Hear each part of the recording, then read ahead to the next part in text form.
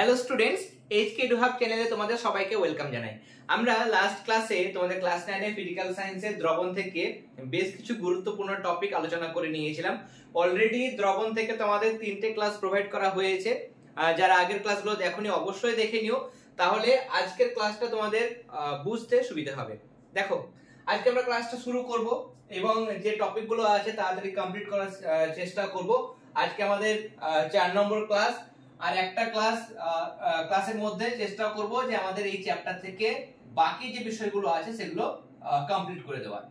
আজকে আমরা দেখব, আমরা ফার্স্ট আমাদের আগের ক্লাসে আলোচনা করেছিলাম সম্পৃক্ত দ্রবণ, অসম্পৃক্ত দ্রবণ, কেমন এই কথাগুলো টার্মগুলো কিন্তু ব্যবহার করেছিলাম। তাই আজকে আমরা দেখব যে সম্পৃক্ত দ্রবণ, অসম্পৃক্ত দ্রবণ এবং তার পাশাপাশি অতিপৃক্ত দ্রবণ, এই 3 প্রকার দ্রবণ কাকে বলে। আমি একটা সিম্পল এক্সাম্পল দিচ্ছি। দেখো, যদি ধরো সাপোজ আমি আমার কথা বলি, আমি যতটা খাবার খেতে পারবো, ধরো একটা সময় আজকের দিনে এই ওয়েদারের মধ্যে, এই উষ্ণতার মধ্যে আমি যতটা খাবার খেতে পারবো, সেই ততটা পরিমাণ, মানে তার কমও নয় তার বেশি নয়, কেমন যতটা পরিমাণ খাবার খেতে পারবো ততটাই যদি আমি খেয়ে থাকি, মানে আমার পেটটা পুরোপুরি ফুলফিল হয়ে আছে। ওকে, তাহলে সেই ক্ষেত্রে আমি বলতে পারবো যে আমি খাবার খেয়ে নিয়েছি, একদম পুরোপুরি আমার পেট পরিতৃপ্ত ভাবে খেয়েছি এবং আমি হচ্ছে সম্পৃক্ত বা স্যাচুরেটেড। ওকে, তারপরে তুমি বুঝলে যতটা আমার ক্যাপাবিলিটি ততটা আমি খেয়েছি, কেমন তার কমও নয় তার থেকে একটু সামান্য বেশিও কিন্তু নয়। 2 নাম্বার কন্ডিশন ভাবো যে আমি যতটা খেতে পারবো ততটা আমি খাইনি, তার থেকে কিছুটা কম খেয়েছি। যেহেতু যতটা পারবো বা আমার যেটা ক্যাপাবিলিটি বা যেটা আমার লিমিট, ততটা খেলে হয়তো আমার শরীরের পক্ষে ব্যাড একটা ইম্প্যাক্ট আসতে পারে। তার জন্য আমি ভাবলাম যে আমি ভরপেট খাবো না, বা আমার যতটা লিমিট ততটা খাবো না, আমার যদি এতটা লিমিট হয় আমি কিছুটা কম খাবো।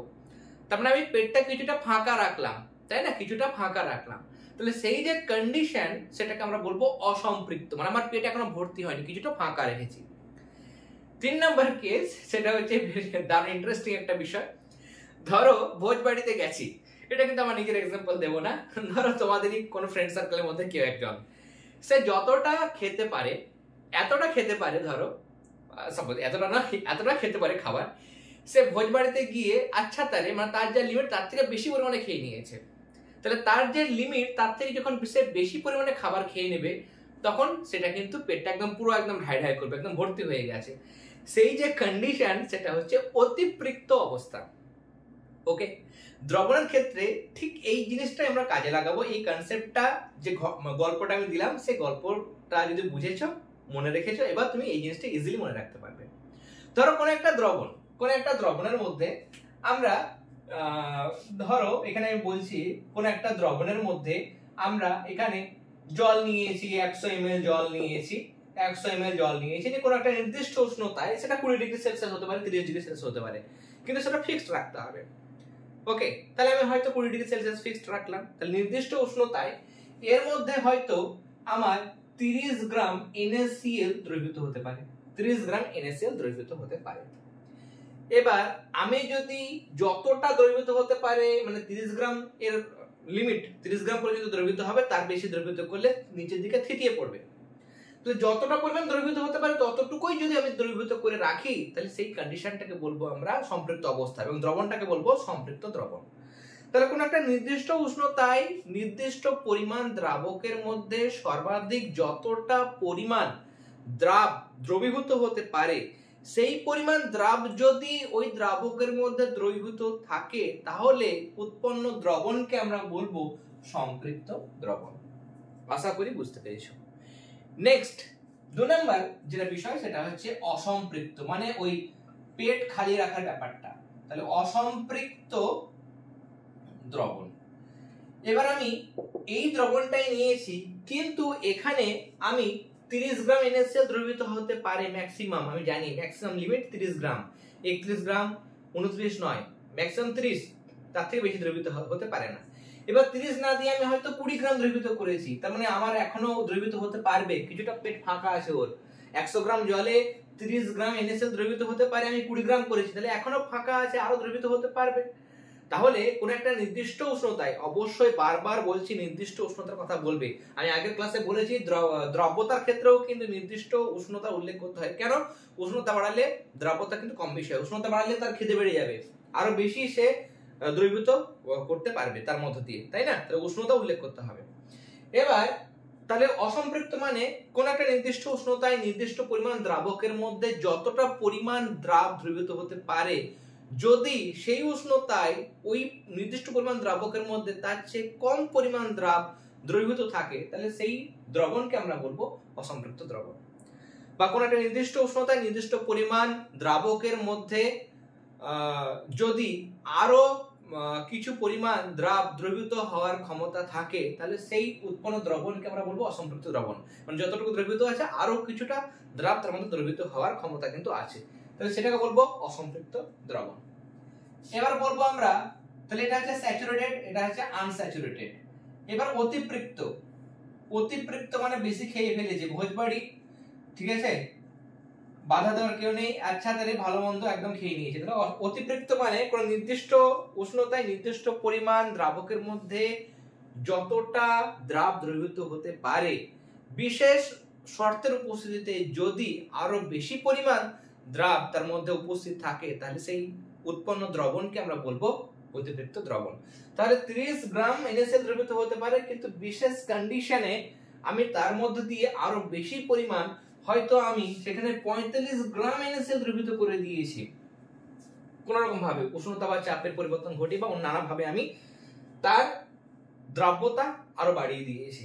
তাহলে যতটা ও নিতে পারে তার থেকে, যতটা পরিমাণ দ্রাব নির্দিষ্ট উষ্ণতায় দ্রবীভূত হতে পারে তার থেকে বিশেষ শর্তের উপস্থিতিতে তার থেকে বেশি পরিমাণ দ্রাব যদি তার মধ্যে উপস্থিত থাকে, তাহলে সেই দ্রবণকে আমরা বলবো অতিপৃক্ত দ্রবণ। এবার এখান থেকে আর কিছু প্রশ্ন আসে, যেমন আমাদের প্রশ্ন আসবে এই যে সম্পৃক্ত এই প্রশ্নগুলো কিন্তু ভালো করে করবে, এবং যদি বুঝে রাখো জিনিসগুলো, যে কেউ যারা ফিজিক্যাল সায়েন্সে দুর্বল আছে সবাই আনসার করতে পারবে, জাস্ট কনসেপ্টটা মনে রাখো। তো প্রশ্ন আসবে সম্পৃক্ত দ্রবণকে কি কি উপায়ে অসম্পৃক্ত করা যায়। তাহলে একটা জিনিস, তুমি যদি সায়েন্সটা নাও জানো, যে গল্পটা আমি প্রথমে দিলাম সেটা অনুযায়ী তুমি বলতে পারো যে কারো পেট ভর্তি আছে, তাকে পেট খালি রাখতে হবে, মানে পেট খালি করবে কি করে, তাহলে তার পেটের পরিমাণটাকে বাড়াতে হবে, মানে তার পেটের যা সাইজ সেই অনুযায়ী সে যতটা খাবার খেতে পাচ্ছিল, সে যদি পেটের সাইজটা আরো বড় হতো, আরো যদি পেটটা বড় সাইজের হতো, তাহলে আর বেশি খাবার খেতে পারতো, তাই না?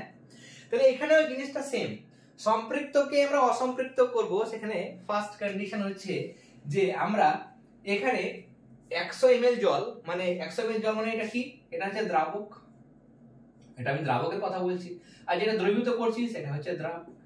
এবার যদি আমরা অতিরিক্ত দ্রাবক যোগ করি, অতিরিক্ত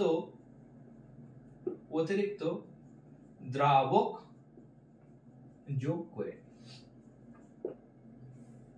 আমরা এটা করতে পারি। অতিরিক্ত যদি দ্রাবক যোগ করি, 100 মিলিলিটার জলে 30 গ্রাম NaCl দ্রবীভূত হতে পারে, অ্যাজ পার এক্সাম্পল। 100 ml জল নিয়ে যদি আমি 200 ml নিই, 100 ml এ 30 গ্রাম NaCl, 200 ml এ তুমি বলবে 60 গ্রাম দ্রবীভূত হতে পারবে, তাই তো?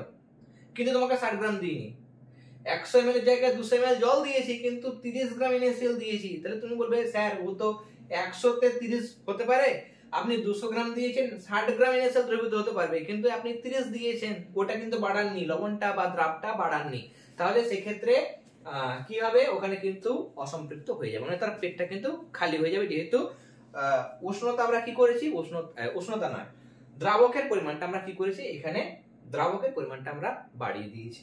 তাহলে অতিরিক্ত দ্রাবক যোগ করে আমরা এখানে কি করতে পারি, সম্পৃক্তকে আমরা অসম্পৃক্ত করতে পারি। ওকে, নেক্সট, এক মিনিট, নেক্সট আমরা যেটা দেখবো সেটা হচ্ছে 2 নাম্বার কন্ডিশন, সেটা হচ্ছে আমরা দেখছিলাম যে উষ্ণতা বাড়ালে কিন্তু দ্রাব্যতা বাড়ে, তাই না? উষ্ণতা বাড়ালে দ্রাব্যতা বাড়ে, তাহলে উষ্ণতা যদি বাড়াই, উষ্ণতা বাড়িয়ে, উষ্ণতা যদি আমি বাড়িয়ে দিই, আমি এখানে 20 ডিগ্রি সেলসিয়াস উষ্ণতার কথা বলছি, 20 ডিগ্রিতে 30 গ্রাম NaCl দ্রবীভূত হতে পারে। তুমি হয়তো একটা জিনিস খেয়াল করেছো, তুমি 1 গ্লাস জল একটা পাত্রের মধ্যে নিয়েছো, উত্তপ্ত করছো। আচ্ছা, উত্তপ্ত করার আগে বলি, তুমি একটা নির্দিষ্ট পরিমাণ জল নিয়েছো, চিনি দ্রবীভূত করছো, আর একটু চিনি নিয়েছো, দ্রবীভূত করতে করতে একটা সময় দেখলে আর চিনি দ্রবীভূত হচ্ছে না। যদি দ্রবীভূত করতে যাচ্ছি তাহলে সেটা থিতিয়ে পড়ছে। ওকে, এবার ওই চিনির যে দ্রবণটা বা শরবতটা তুমি তৈরি করেছো সেটা যদি গরম করো গ্যাসে বা বার্নারে বসিয়ে, তখন দেখবে দ্রবীভূত হয়েছিল না এতক্ষণ, মানে ম্যাক্সিমাম লিমিটে পৌঁছে গেছে, কিন্তু উষ্ণতা বাড়াচ্ছি তখন কিন্তু আরো আমি যদি এক্সট্রা চিনি গুলে দিই আরো 1 চামচ হয়তো দ্রবীভূত হয়ে গেল। তারপরে উষ্ণতা বাড়লে দ্রাব্যতা বেড়ে যাচ্ছে। তাহলে উষ্ণতা বেড়ে মানে যদি বাড়িয়ে দিই 20 ডিগ্রি সেলসিয়াসে 30 গ্রামও খেতে পারছে। যদি উষ্ণতাকে বাড়িয়ে আমি হয়তো 35 ডিগ্রি করলাম, তখন দেখা যাবে হয়তো সে 42 গ্রাম হয়তো দ্রবীভূত করতে পারছে, কিন্তু আমার 30ই আছে, 30ই দিয়েছি। কিন্তু ও এখন উষ্ণতা যদি বাড়িয়ে দিয়েছি 20-তে 30 গ্রাম নিতে পারে, 35-এ 42 গ্রাম ও দ্রবীভূত করতে পারে। ওকে, তাহলে 42 গ্রাম করতে পারে কিন্তু আছে 30 গ্রাম, মানে আবার অসম্পৃক্ত হয়ে গেল। তাহলে এই দুটো ভাবে, এক আমরা অতিরিক্ত দ্রাবক যোগ করতে পারি, বা 2 নম্বর কন্ডিশন হচ্ছে উষ্ণতা বাড়িয়ে আমরা সম্পৃক্ত যে কোনো দ্রবণকে অসম্পৃক্ত করতে পারি। ঘুরিয়ে প্রশ্ন আসে, অসম্পৃক্ত দ্রবণকে কি কি উপায়ে আমরা সম্পৃক্ত করতে পারি। মানে কারো পেট ভর্তি হয়নি, তাকে আমি কি করে পেট ভর্তি করব? সোজা কথা, তাকে স্যার আবার খাবার দিন, ওকে পেট ভরে খাবার দিন যাতে ওর পেটটা ভর্তি হয়ে যায়। তাহলে এখানে খাবারটা কি? দ্রাব। পেটের জায়গাটা হচ্ছে দ্রাবক, আর যে খাবারটা দিচ্ছি সেটা দ্রাব। তাহলে এখানে অতিরিক্ত দ্রাবক যোগ করছিলাম, এখানে অতিরিক্ত কি করব আমরা? অতিরিক্ত আরো দ্রাব যোগ করব। অতিরিক্ত আমি দ্রাব যোগ করব, তাহলে অসম্পৃক্ত থেকে সম্পৃক্ত হয়ে যাবে। মানে আমার এখানে কন্ডিশন, আমি অন্য একটা কন্ডিশন নিচ্ছি, অন্য একটা কন্ডিশন হয়তো 20 ডিগ্রি সেলসিয়াসে 100 ml জলের মধ্যে কোন একটা জিনিস হয়তো KNO3 হয়তো আমার 33 গ্রাম দ্রবীভূত হতে পারে। ওকে, এর অসম্পৃক্ত মানে আমার আছে 33 গ্রাম নেই, আমার আছে হয়তো 25 গ্রাম, তাহলে অসম্পৃক্ত আমার 33 দ্রবীভূত হতে পারে কিন্তু 25 গ্রাম আছে। তাহলে আরো আমি 8 গ্রাম কি করব? দ্রবীভূত করতে পারবো। তাহলে আরো 8 গ্রাম KNO3 মানে আরো অতিরিক্ত 8 গ্রাম আমি দ্রাব যোগ করলে অসম্পৃক্তটা সম্পৃক্ত হয়ে যাবে। 2 নাম্বার, এটার উল্টো, যেমন দ্রাবকের উল্টো দ্রাব হলো উষ্ণতা বাড়ানোর উল্টো হচ্ছে উষ্ণতা হ্রাস করা। উষ্ণতা হ্রাস করে মানে উষ্ণতা কমিয়ে, তাই না? উষ্ণতা কমিয়ে বা হ্রাস করে। উষ্ণতা যদি কমাই তাহলে দ্রাব্যতা কমবে, উষ্ণতা বাড়লে দ্রাব্যতা বাড়ে, উষ্ণতা কমলে দ্রাব্যতা কমে। 20 ডিগ্রি সেলসিয়াসে 33 গ্রাম, হয়তো 30 ডিগ্রি সেলসিয়াসে 40 গ্রাম দ্রবীভূত হতে পারে, 40 ডিগ্রি সেলসিয়াসে হয়তো 47 গ্রাম দ্রবীভূত হতে পারে। এবার উষ্ণতা কমাচ্ছি, উষ্ণতা কমিয়ে দিয়েছি, উষ্ণতা কমিয়ে হয়তো আমি 15 করেছি, তখন হয়তো আমার হয়েছে এখানে 27 গ্রাম, এবং 12 ডিগ্রি সেলসিয়াস যখন করেছি হয়তো সাপোজ, তখন 25 গ্রাম এই কিন্তু সম্পৃক্ত হয়ে যায়। তাহলে উষ্ণতা কমালে সেটা কিন্তু সম্পৃক্ত হয়ে যাচ্ছে। তাহলে অতিরিক্ত দ্রাব যোগ করতে পারি, আবার উষ্ণতা কমাতে পারি, উষ্ণতা বাড়িয়েও করা যায়। 3 নম্বর কন্ডিশন লিখছি না, অবশ্যই তোমরা কিন্তু নোটসে লিখবে যারা পেড গ্রুপে আছো, সেখানে কিন্তু উষ্ণতা বাড়ানোর কথাটা আমি অ্যাড করেছি। উষ্ণতা যদি বাড়ানো হয়, ধরো উষ্ণতা বাড়ালাম আমি, উষ্ণতা যদি আমরা বাড়াই, অসম্পৃক্তকে কি করে আমি সম্পৃক্ত করব? উষ্ণতা বাড়ালে কি হবে? ধর আমি জল ছিল 100 ml নিয়ে, এতে লবণ মেশানো আছে বা অন্য কোনো দ্রাব মেশানো আছে, উষ্ণতা বাড়িয়ে জলটাকে বাষ্পীভূত করব। জলটা বাষ্পীভূত করতে করতে ধরো 100 ml জল ছিল, জলটা কমলো আরো 90 হলো, নিয়ে হয়তো 85-তে সেটা সম্পৃক্ত হয়ে যাবে। কেমন? 25 এটা দিয়েছি, 33 গ্রামে সম্পৃক্ত হয় 100 ml জলে। জলটা কমে গেলে এটাও কমে যাবে, পেট যদি ছোট হয়ে যায় এটাও ছোট হয়ে যাবে, খাবারটাও কম লাগবে, তাই না? তাহলে এই জলটাকে বাষ্পীভূত করতে করতে করতে যখন 85 করে দেবো, তখন এই 25 গ্রামে কিন্তু সম্পৃক্ত হয়ে যাবে। তাহলে বাষ্পীভূত করে মানে উষ্ণতা বাড়িয়ে বাষ্পীভূত করার পর কি করব আমরা? সেইটাকে কিন্তু সম্পৃক্ত করতে পারবো। মানে উষ্ণতা প্রথমে কি করলাম, আমি উষ্ণতা বাড়িয়ে এটাকে বাষ্পীভূত করে দিলাম, নিয়ে আবার যে উষ্ণতায় ছিল আবার ওই উষ্ণতাতে আনতে হবে। উষ্ণতা আমি 20 ডিগ্রি থেকে আমি এখন উষ্ণতা বাড়িয়ে 40 করে দিয়েছি, নিয়ে বা তারও বেশি করেছি, নিয়ে বাষ্পীভূত করে দিয়েছি জলটাকে। এবার কিন্তু উষ্ণতা কমিয়ে আবার আগের অবস্থায় আনতে হবে। কেমন? তাহলে দেখা যাবে যে জল যেহেতু বাষ্পীভূত হয়ে গেছে, তখন কিন্তু এটাতেই হয়তো 85 ml জল আছে, সেখানে 25 গ্রাম দ্রাবেই কিন্তু মানে এটা সম্পৃক্ত হয়ে গেছে। ওকে, তোমাদের টেক্সট বুক থেকে এই জায়গাগুলো তোমরা পড়বে। আমার কাছে দেখো এখন এই মুহূর্তে প্রান্তিকের বই আছে, এছাড়া সাতরা পাবলিকেশন ভট্টাচার্য ব্রাদার্স, এখান থেকে আমি নোটসগুলো লেখাই, সেগুলো তোমরা যারা পেড গ্রুপে আছো করবে। আমি প্রশ্ন বলি, সোডিয়াম থায়োসালফেটের অতিরিক্ত দ্রবণ কিভাবে প্রস্তুত করবে? সোডিয়াম থায়োসালফেট তার অতিরিক্ত দ্রবণ কেমন? সোডিয়াম থায়োসালফেট মানে হচ্ছে Na2H2O3.10H2। এই সোডিয়াম থায়োসালফেটের অতিরিক্ত দ্রবণ তৈরি করার জন্য প্রথমে এখানে সোডিয়াম থায়োসালফেটের কেলাস নিতে হবে। ওকে, কেলাস মানে এখানে নিয়েছি। একে যদি হিট দেওয়া হয়, হিট দিলে এই কেলাসগুলো দ্রবীভূত হয়ে যাবে। কেলাস কেন তৈরি হয়েছে? এখানে অতিরিক্ত দ্রাব যোগ হয়ে আছে তার জন্য, তাই না? এবার যদি আমি উত্তপ্ত করি তাহলে কেলাসগুলো দ্রবীভূত হয়ে গাঢ় একটা অসম্পৃক্ত তরল কিন্তু পরিণত হবে। তাহলে হিট দিয়ে আমি এটাকে করতে পারি, কেমন? তাহলে সোডিয়াম থায়োসালফেট বা হাইপোর অতিরিক্ত দ্রবণ কি করে প্রস্তুত করব না? তো এখানে আমরা ওই কেলাসগুলোকে নেব একটা এর মধ্যে, তারপর জলগ্রাহীর মধ্যে তাকে বসাবো, উত্তপ্ত করলে এই কেলাসগুলো ওই জলের মধ্যে জলের মধ্যে দ্রবীভূত হয়ে যাবে, নিয়ে একটা গাঢ় অতিরিক্ত দ্রবণ তৈরি হবে। এরকম ভাবে আমরা তৈরি করতে পারবো। নেক্সট, কেলাস কি? কেলাস মানে হচ্ছে, দেখো তাড়াতাড়ি টপিকগুলো আলোচনা করতে হবে। আমাদের অনেক স্কুলে জুলাই মাসের শেষ দিকে হয়তো পরীক্ষা হবে সেকেন্ড ইউনিট টেস্টে। এরপরেও আমাদের যেহেতু মৌলের ধারণা চ্যাপ্টার কমপ্লিট হয়ে গেছে, থার্ড চ্যাপ্টার 3 নম্বর চ্যাপ্টার পদার্থ গঠন ধর্ম কমপ্লিট হয়ে গেছে। এই চ্যাপ্টারটা কমপ্লিট করার পর কার্যক্ষমতা না হলে অ্যাসিড খাত যেকোনো একটা চ্যাপ্টার আমরা স্টার্ট করব। ওকে, কেলাস মানে কি? নির্দিষ্ট সংখ্যক আমাদের পৃষ্ঠতল দিয়ে আবদ্ধ হবে এবং নির্দিষ্ট জ্যামিতিক আকার থাকবে, এরকম পদার্থের ক্ষুদ্রতম কণাকে কেলাস বলে। তাহলে নির্দিষ্ট জ্যামিতিক আকার বিশিষ্ট যে কোনো জ্যামিতির মধ্যে আমরা যে কোনো যে আকারগুলো পাই, ষড়ভুজ আকার হতে পারে, অষ্টতলকীয় হতে পারে, যে কোনো হতে পারে। তাহলে নির্দিষ্ট জ্যামিতিক আকার বিশিষ্ট এবং নির্দিষ্ট সংখ্যক 6টা বা 8টা বা 12টা তল দিয়ে আবদ্ধ পদার্থের ক্ষুদ্রতম যে কণা সেটাকে আমরা বলবো কি? কেলাস। কেলাস কি কি হতে পারে? কেলাসের এক্সাম্পল দাও, যেমন তুতে বা ব্লু ভিট্রিয়াল।